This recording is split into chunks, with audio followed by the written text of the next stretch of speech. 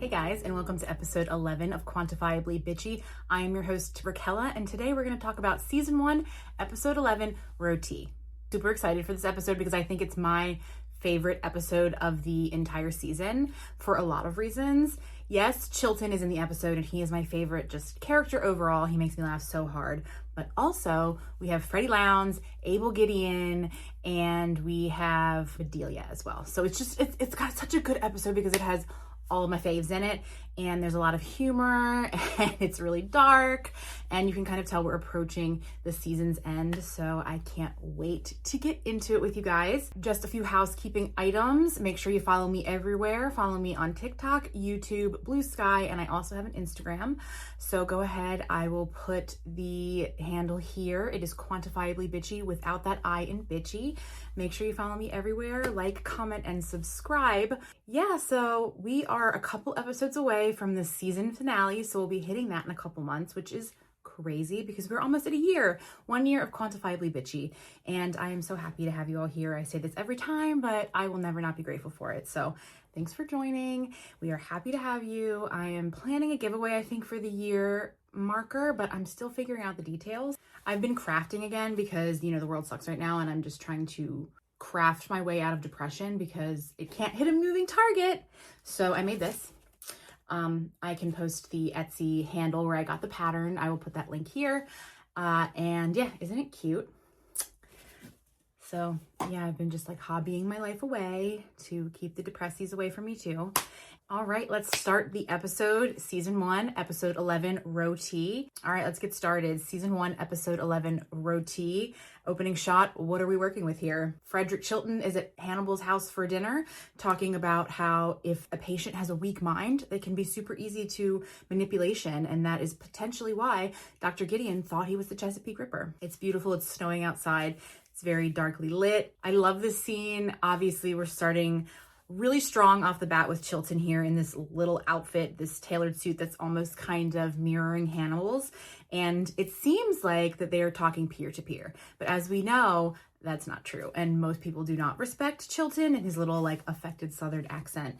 And so we're led to believe that Hannibal has an ulterior motive bringing Frederick to his house to speak colleague to colleague, because we all know that Hannibal thinks that Chilton is an idiot. Chilton has this great line where he's like, if only I had been more curious about the common mind, implying that he's only interested in studying really fucked up people. And Hannibal counters that really nicely with, I have no interest in understanding the common sheep, only eating them. Again, a really good double entendre. Like, yes, he likes to eat sheep and he likes to eat, you know, regular animals, but he also likes to eat the sheep of people, right? Like he likes to eat the rude, the dumb, like the irritating, and he has no interest in understanding them, only cooking them and serving them to his friends and enemies. And he makes a South Indian curry for Chilton, made from sheep, of course. And Chilton confides in Hannibal. He's like, it feels like a Last Supper. He's so dramatic. And Hannibal is consoling him and being like, it's okay. You're not the first doctor to ever have a patient accuse him of being the reason why you kill. Welcome to the club. And he's building up this camaraderie with this doctor that's not really regarded as like the best. And you can't help but wonder why. Why is he building this goodwill? And I think it is the most logical explanation is that he's going to use him as a fall guy at some point, right? He is making friends with the village idiot so he can frame him for murder later. And Chilton comes out and says, like, what would you have done in my position? What would you do now? Like, please help me. And Hannibal's really interesting with Chilton because he knows that Chilton is not afraid to break the rules or to be unethical. So Hannibal can be kind of safe around him in putting those ideas in his mind. He's like, oh, I would deny everything.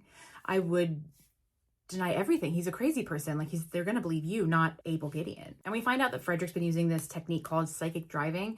And it's where you kind of like plant ideas in the person's mind to make them believe they did something in order to reveal that they did something, right? So it's being like, you know, Dr. Gideon is a Chesapeake Ripper. So you suggest to him that he's the Ripper and then he connects the dots in his own head.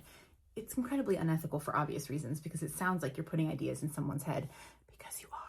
But Hannibal kind of gives Chilton this olive branch being like, no, it can be really effective in certain circumstances, which I think is reassuring for Chilton at this point because If someone like Hannibal, who's so smart and accomplished, is saying that it's okay, then it's okay. The comparison of their suits here is a lot of fun because Hannibal's is just a little more refined. Chilton has these harsher lines, these darker colors. It's more gaudy and in your face. Just a really nice parallel between the two characters. And then we cut to Will having a nightmare in his bed, sweating. It's like 8 o'clock at night. He appears upon this glacier that's super tall and he's standing on the beach where they found that really grotesque totem pole. And this ice wall is caving in. It's caving into the ocean. It's falling apart. And we see the waves rising, the water rising. Water is like a really big metaphor in this scene. And I think it's because water is fluid. It can't be held in a container.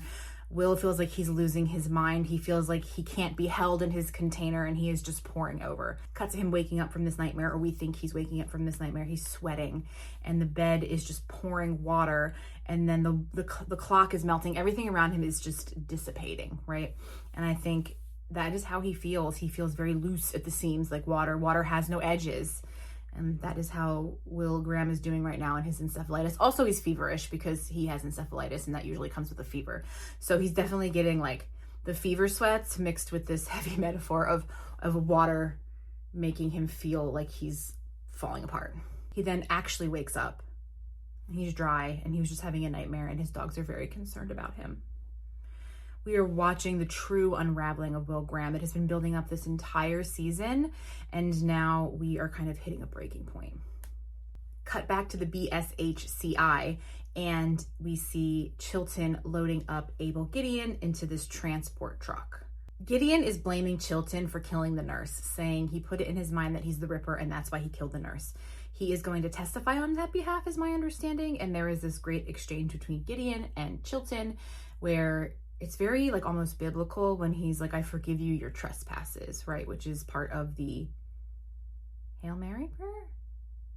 Forgive us our trespasses so we may forgive those who trespass against us, I think. I'm a very lapsed Catholic, so don't mind me. But this is a great scene. It's very comedic. I think Eddie Izzard, she plays a really wonderful Abel Gideon. It's very humorous while being very dark because they're committing these like crazy crimes. They like to mutilate the bodies. They kind of like to play in the bodies. So it's very grotesque. Pair that with this very silly, detached version of Dr. Gideon, and it's just a lot of fun. And we see Chilton here in this little bitchy coat. It has this great fur collar. His costuming is my favorite in the series. It's just over the top. It's really eccentric. I think it almost has a 70s kind of inspiration to it, which is a great era of men's fashion in my opinion. I think he executes it it's a little clunky. It's not super chic, but you can see the collar, the cuts of the suits. It's all very like feminine in a way because 70s men's fashion was like very tight and very flared in certain areas, and you kind of get that with Chilton with this ridiculous outfit, and I love it. Yeah, so Gideon is suing Chilton saying, hey, you were responsible for my actions actually. And Gideon threatens Chilton and is like, I'm gonna tell everybody that you told me I was the Ripper. And Chilton stands 10 toes down. He's like, no, you told me. He takes Hannibal's advice. Hannibal is already manipulating this situation. And nobody knows it, right? Like, he's not even present, and you can see him manipulating the situation. And Chilton is scared. Chilton is scared that people are going to believe Gideon because he is guilty, right? He does not have a clean conscience. Cut to Dr. Gideon in the transport car with his 2 security guards asking if they're married. I love this because Dr. Gideon just looks really normal, and it seems like they're all kind of having a regular conversation, but he's a psychopath. He starts ranting about his wife, how she was horrible, how he had to kill them. The guards aren't speaking. They're clearly very visibly uncomfortable. The scene is fun because we kind of get a taste of Dr. Gideon wearing relatively normal clothes, sitting around other relatively normal looking men, looking very normal and very just regular guy. And to see that he has this very off-putting vibe while saying relatively normal things and then saying really crazy things. And then we cut to this nice little artistic montage of blood bleeding through a shirt. Another instance of where the murders are being shown off screen. We have to kind of draw our own conclusions about what's going on. Did Dr. Gideon kill them or not? And then we cut to the next scene where the transport truck is open and all of The people that were driving and the security guards are sitting next to a tree with all of their organs hung like decorations.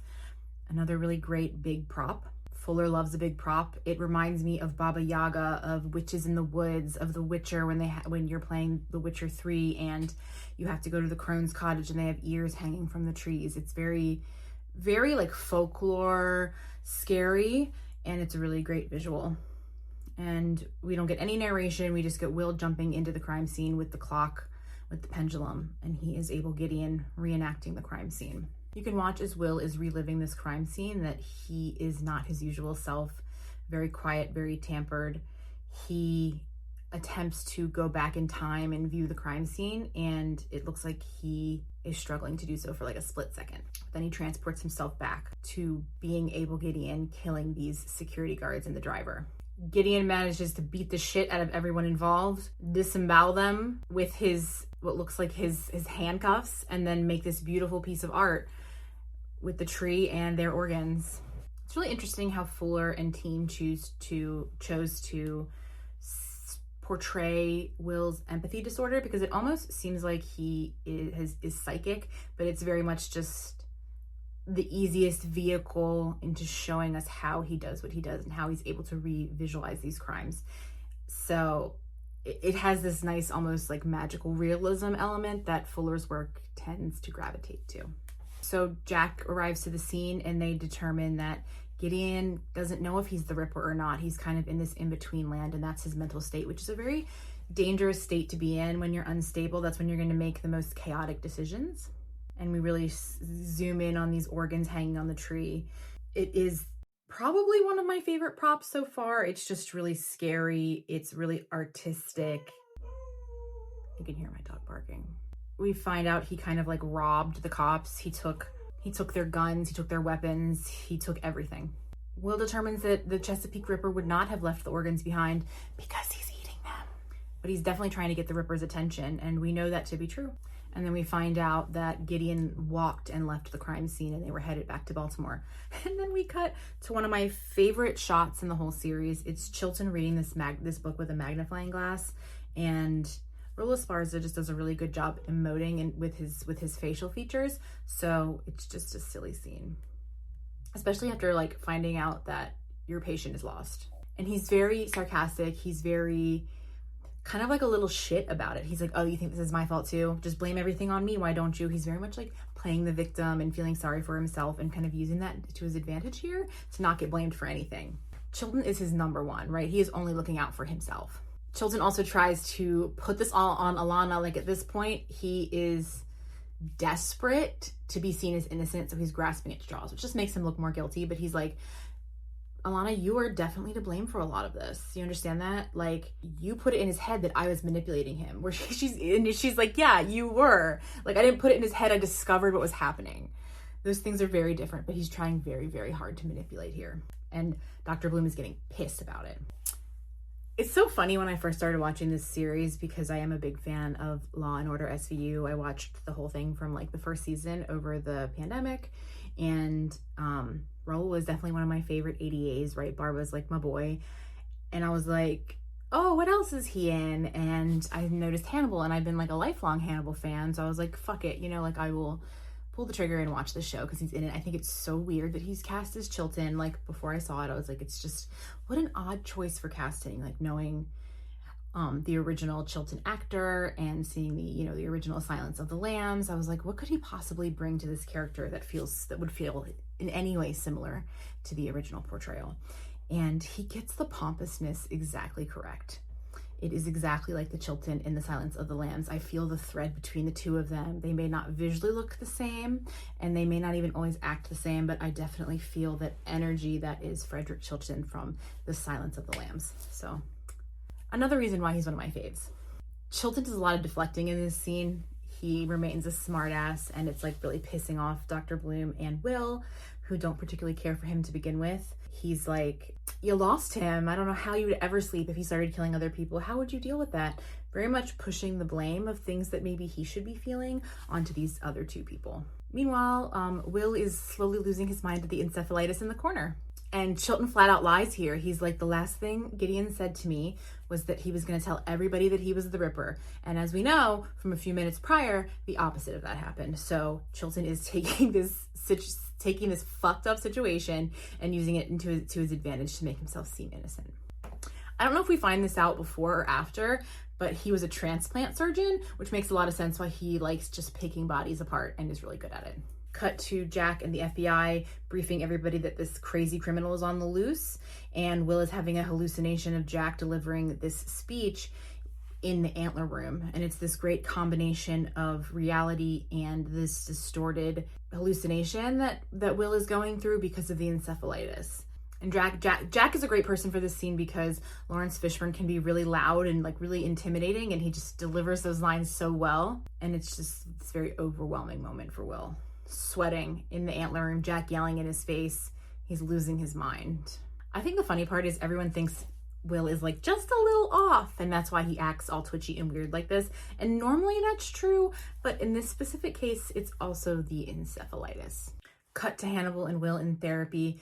He's explaining his hallucinations to Hannibal and that he's having a really hard time feeling like himself and like clearly something's wrong. And Hannibal is watching him like a little slutty bug in a jar. Poor Will's like, I feel crazy. And he doesn't use that word lightly because that is what he fears the most, as Hannibal says. He fears not knowing who he is, which is a great thing to remember and tuck back for later when we explore this relationship with Hannibal and Will further. It's also what Abel Gideon's afraid of, not knowing who he is.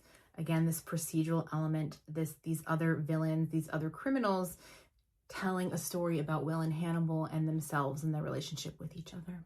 And Hannibal's like, I bet Gideon's trying to find the Ripper to gauge who he is, which is interesting because we know that Hannibal's the Ripper.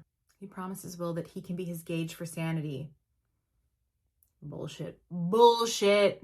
We find out that Gideon didn't remove the brain from these victims. He just went into the head and scrambled them, which is even crazy. But also like a metaphor for how he's feeling, and a metaphor for Will too, because he turns to the morgue doors and water is pouring through them because he is falling apart and losing his edges and just collapsing into a puddle. And Gideon is saying, all of the doctors in my life have scrambled my brains but kept everything else. So we assume that he's targeting his therapists and psychiatrist professionals that treated him as a patient. So Dr. Bloom is on that list, and Dr. Chilton. It's not great.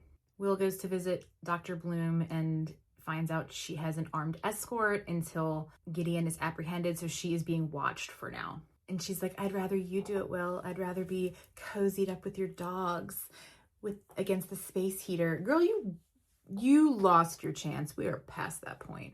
We are officially shipping Hannibal and Will now. Sorry. Dr. Bloom puts a hand to Will's face, and it's this very tender moment. And she's like, you're really warm. And he's like, I tend to run hot. People like that are so annoying. Baby, you have encephalitis. Your brain is literally cooking in its skull. But sure, you run hot.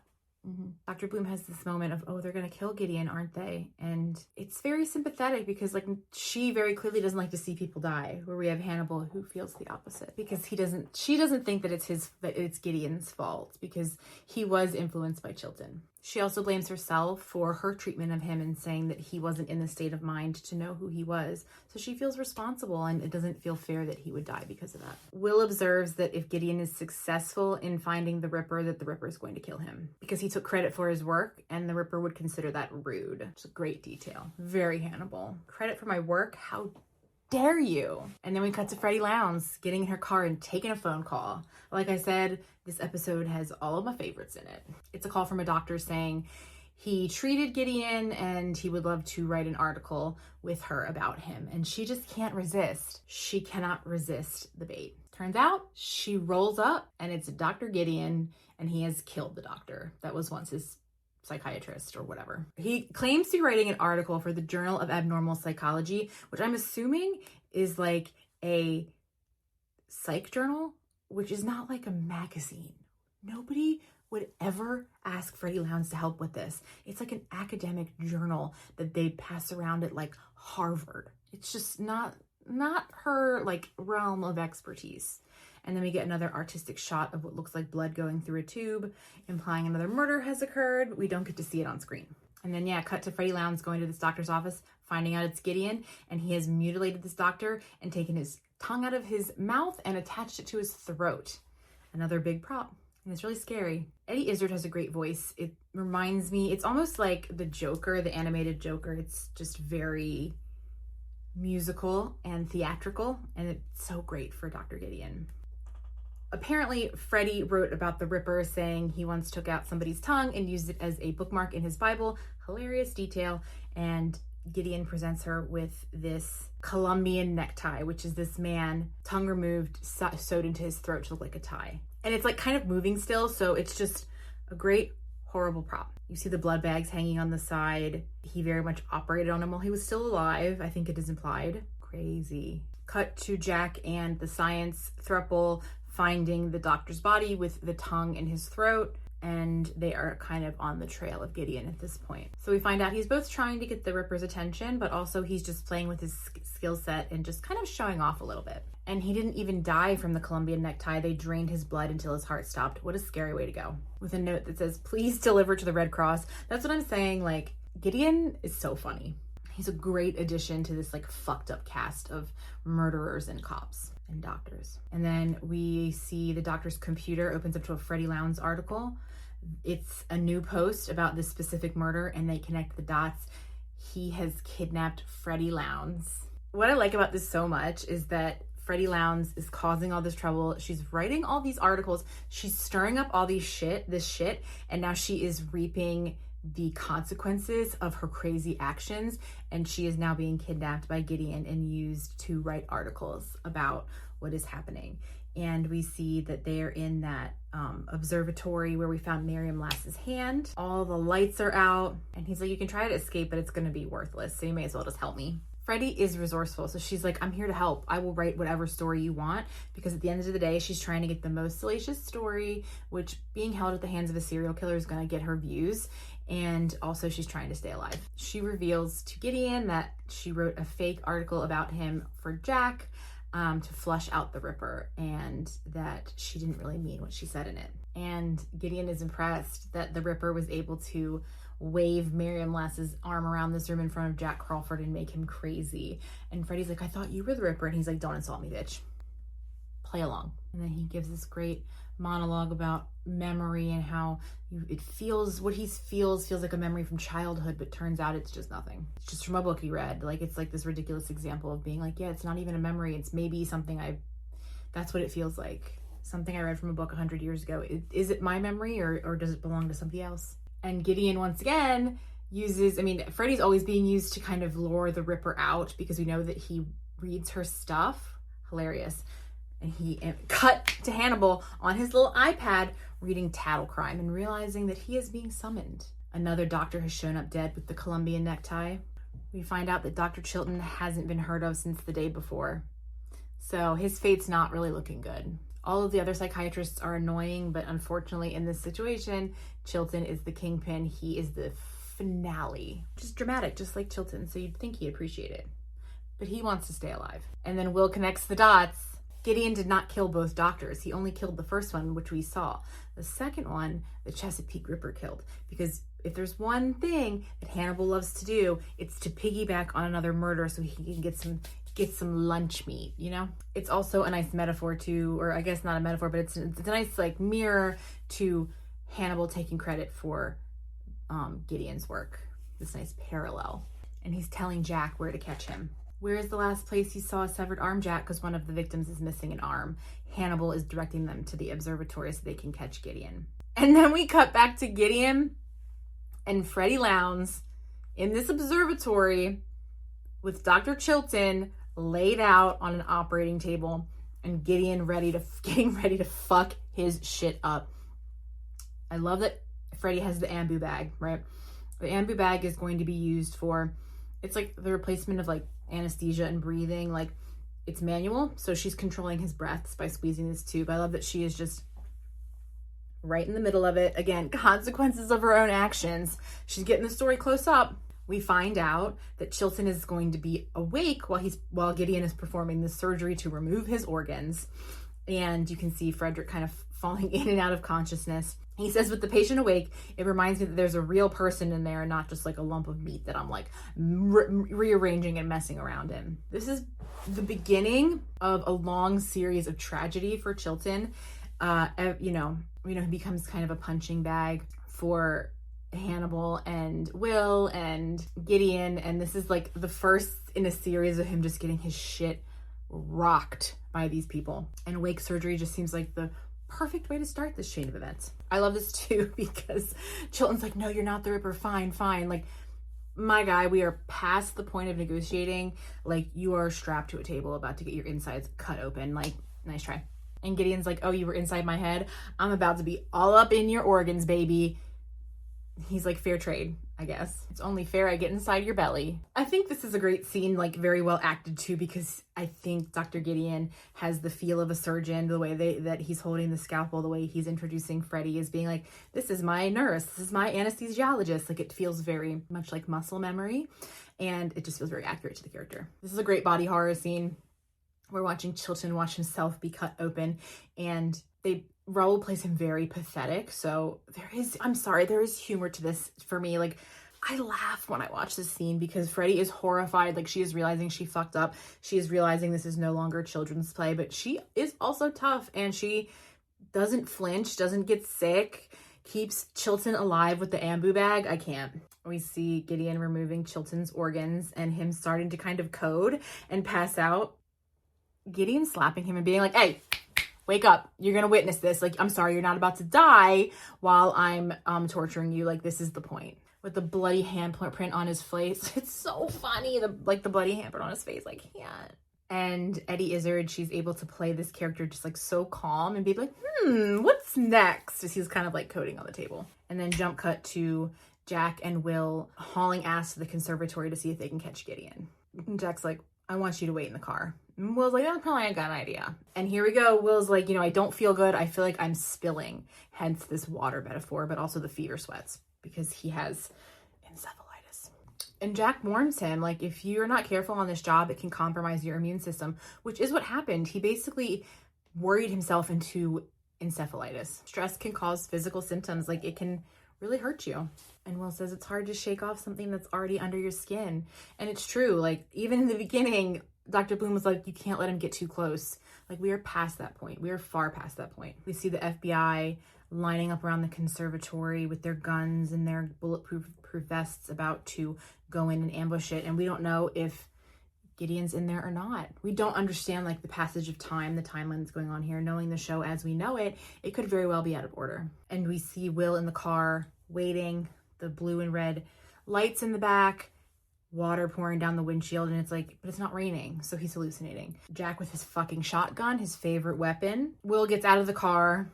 Like, get in the car, Will, what are you doing? And he's following them up, even though he was specifically told not to do that. He's sweating, even though it's very cold out. Pan to the side of the conservatory, and we see the stag, the ever-present stag. Death is near. It has gone into the woods, which is where we find out that's where Gideon went, into the woods. Will follows the stag, and everyone else is too distracted, breaking into the conservatory. We see Freddie Lowndes keeping Chilton alive with the breathing, manually breathing for him with the ambu bag. He's holding his own guts, and it's just a crazy scene. It's a crazy visual. It's just a masterclass in body horror. There's so many elements to it.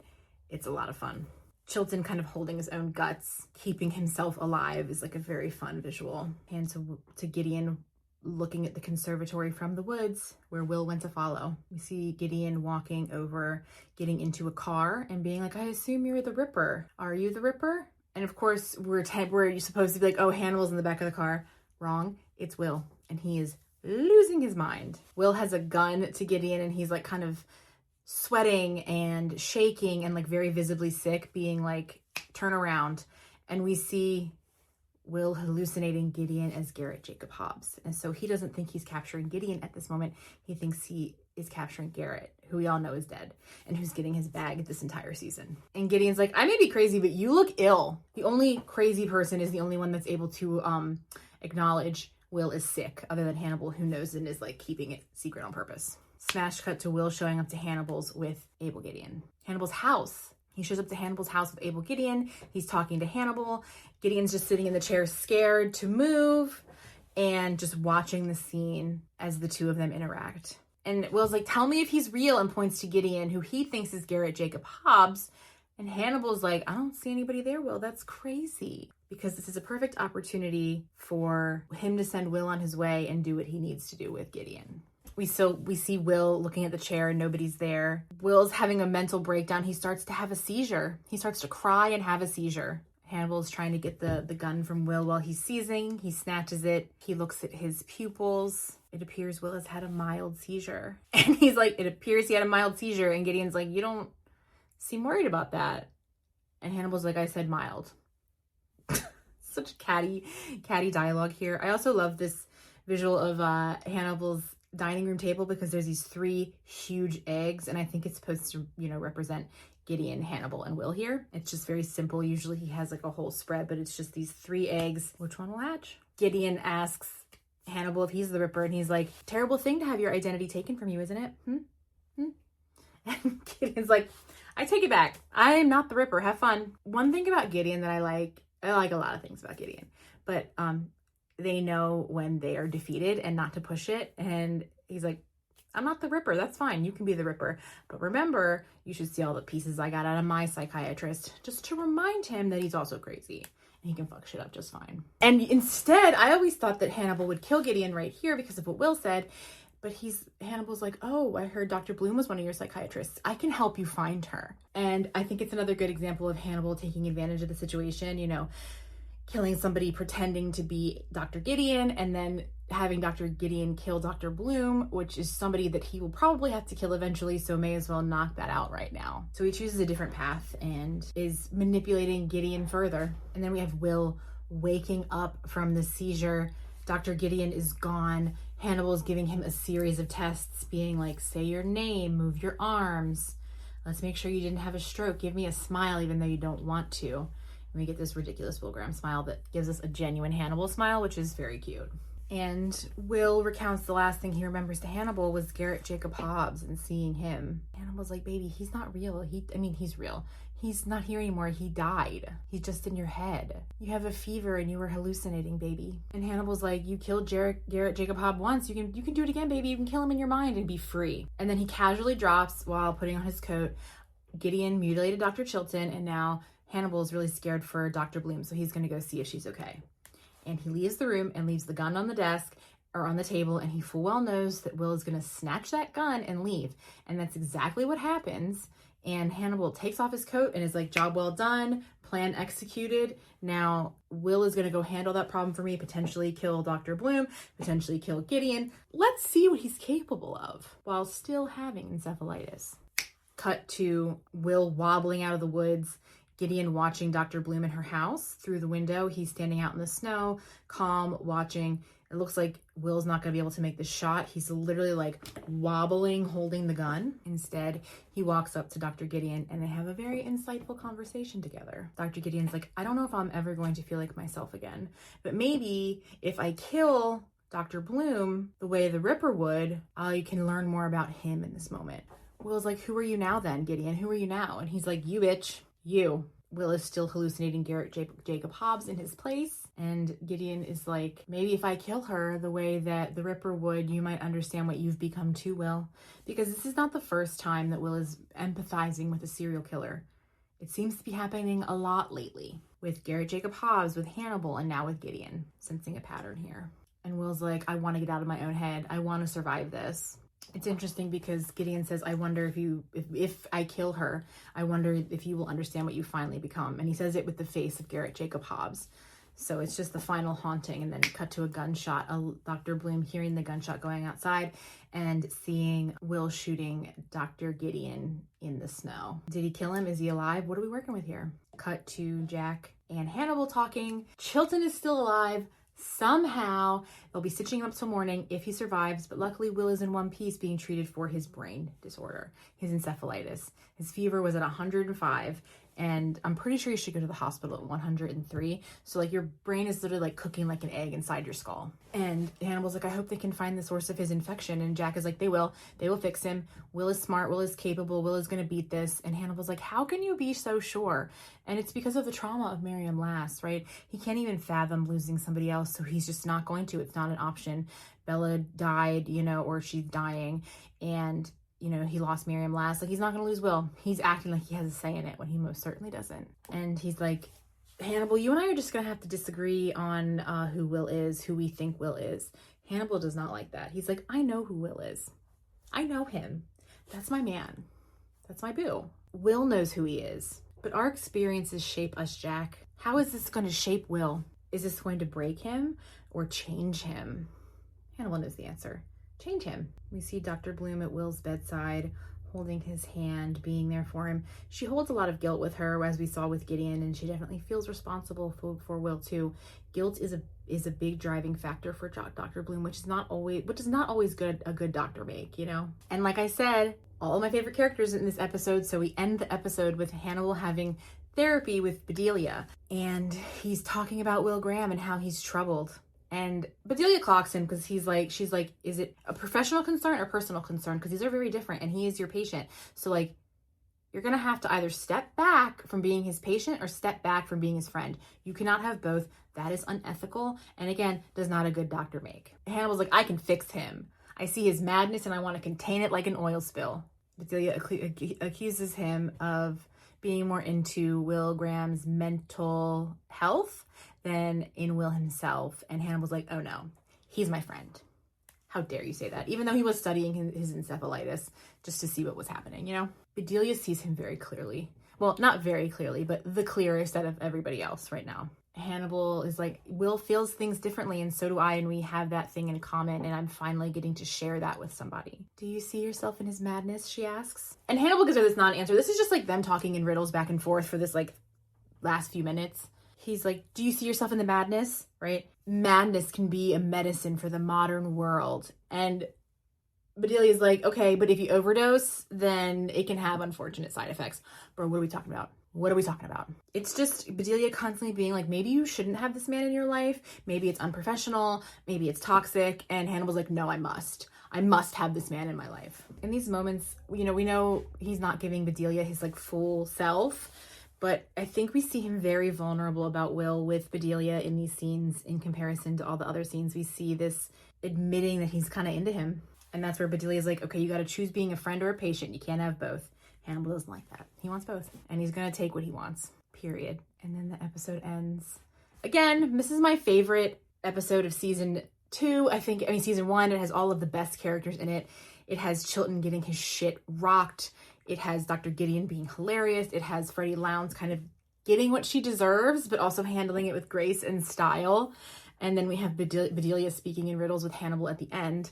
It's just this full circle of Will losing his mind, having the encephalitis, coming to terms with the fact that he's losing his mind, and Hannibal really manipulating the situation and kind of understanding that he has feelings for Will now.